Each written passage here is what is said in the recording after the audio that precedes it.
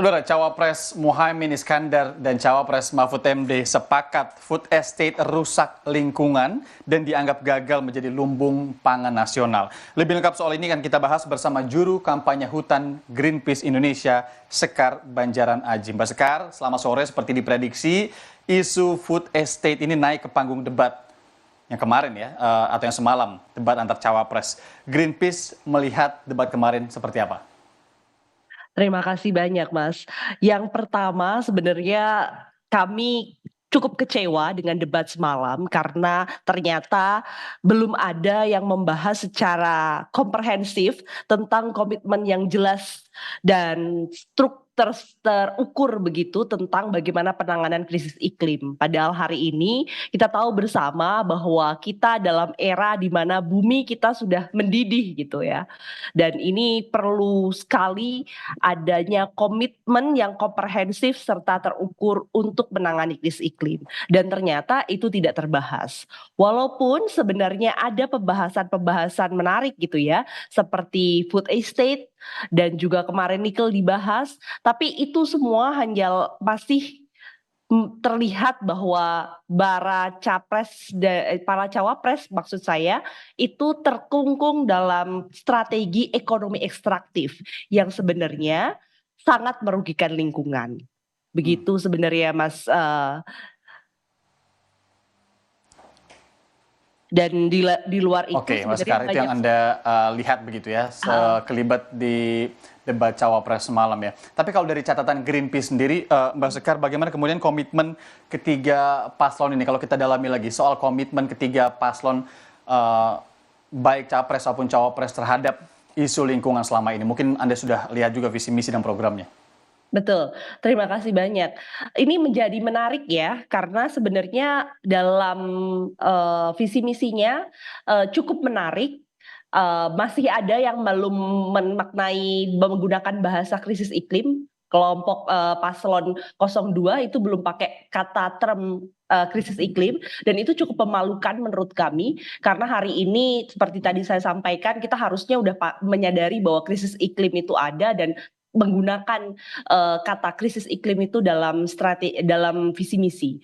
Berikutnya yang lain adalah memaknai bahwa ekonomi ekstraktif itu jika terus dipakai akan terus memperbesar ketimpangan. Ada yang masih menggunakan ekonomi ekstraktif dan bahkan ada yang masih menyantumkan akan membuka lahan 4 juta hektar untuk food estate. Itu luar biasa karena sebenarnya tadi perbincangan semalam itu kan sudah membuktikan bagaimana sebenarnya food estate itu berbahaya gitu bagi lingkungan dan juga tidak menjawab tantangan pangan kita gitu. Selanjutnya adalah yang menarik adalah kemarin dibahas soal redistribusi lahan ya, tapi tidak menyasar terhadap bagaimana penyelesaian konflik agraria. Datanya KPA menyebutkan bahwa konflik agraria terus meningkat, ada 12% meningkat tahun ini dibandingkan tahun lalu, dan itu mayoritas dipengaruhi tentang adanya proyek-proyek PSN. Nah, ini juga tidak disinggung bagaimana penyelesaian konflik agraria yang laten yang sudah terjadi banyak sekali di Indonesia dan merenggut banyak nyawa.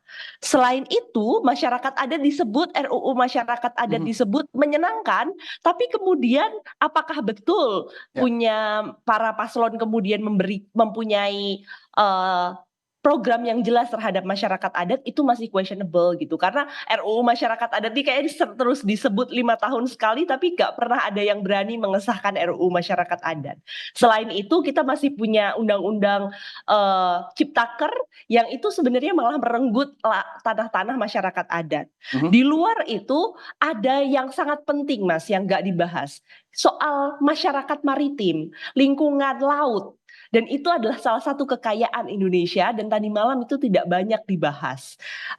Selain itu ada recycle dibahas, tapi sebenarnya hal-hal yang berkaitan dengan urban seperti transportasi publik tidak banyak dielaborasi, dan bagaimana sebenarnya kita harus punya grand design penyelesaian sampah juga nggak banyak dielaborasi. Itu sekilas pandang dari Greenpeace ya. Ya. Ya, masalah waste management kemudian juga sampah itu juga sebenarnya sesuatu yang dekat dan juga urgent begitu ya, Mbak Sekar. Tapi kita coba fokus ke food estate sendiri. Kalau dari Greenpeace, Mbak Sekar, food estate ini seperti apa sih fakta yang kemudian dilihat atau yang perlu diungkapkan oleh Greenpeace?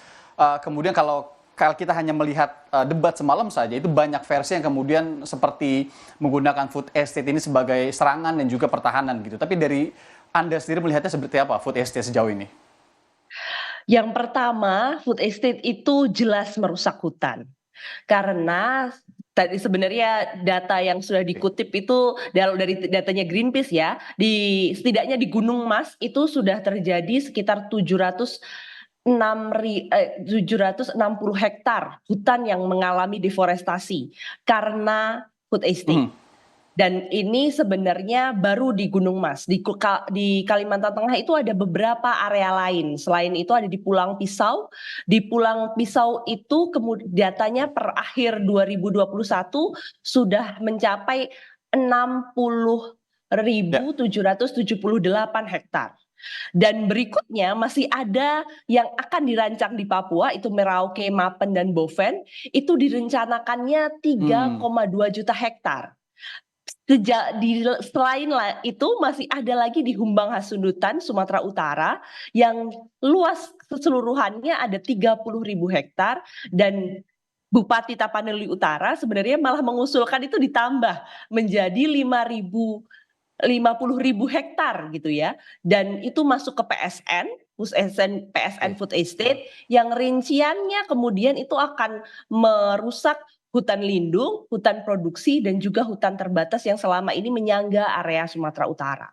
Seperti itu. Dan selain PSN itu ya, sebenarnya sebagai proyek strategis nasional begitu ya. Tapi Mbak Sekar, untuk meluruskan saja, ini kan pasti direncanakan dan dengan tujuan yang baik. Tapi sejauh ini seperti apa hasilnya? Karena sempat disebutkan juga dalam debat, sebagian memang belum berhasil, sebagian ada yang berhasil. Anda menjelaskan ini seperti apa? yang pertama yang menarik kemarin di debat dimunculkan adalah apakah ini sudah menggunakan rancangan yang tepat. Yang saya tahu dan itu datanya Greenpeace adalah yang terjadi di Gunung Mas itu dilaksanakan ketika AMDAL masih dibuat. Itu berarti dengan cara formal yang kurang Oh, tepat. oke. Begitu. Yang berikutnya dampaknya sebenarnya sudah terlihat dari gambar gitu ya. Teman-teman bisa kunjungi beberapa video footage-nya Greenpeace gitu, bahwa itu gagal panen gitu, singkongnya kecil. Karena singkongnya kecil dan tidak bisa dipanen, akhirnya diganti dengan jagung. Dan diganti dengan jagung pun baru kemarin bulan Desember saya ke sana, itu benar-benar digunakan dengan polybag, itu masih diuji coba. Jadi dan itu tidak terlihat seakan-akan jagung itu tumbuh subur gitu. Yang di luar polybag itu mereka jagungnya cukup cukup mengkhawatirkan gitu. Nah, ini yang sebenarnya terjadi ketika pembangunan itu tidak dibangun dengan perencanaan yang tepat gitu ya, dengan analisis dampak lingkungan hidup yang tepat. Selain itu sebenarnya yang terjadi adalah pemilihan jenis tanamannya. Teman-teman sebenarnya tahu bahwa ini katanya menjawab tantangan pangan kita, tapi kemarin singkong yang ditanam itu tidak menjawab Ya.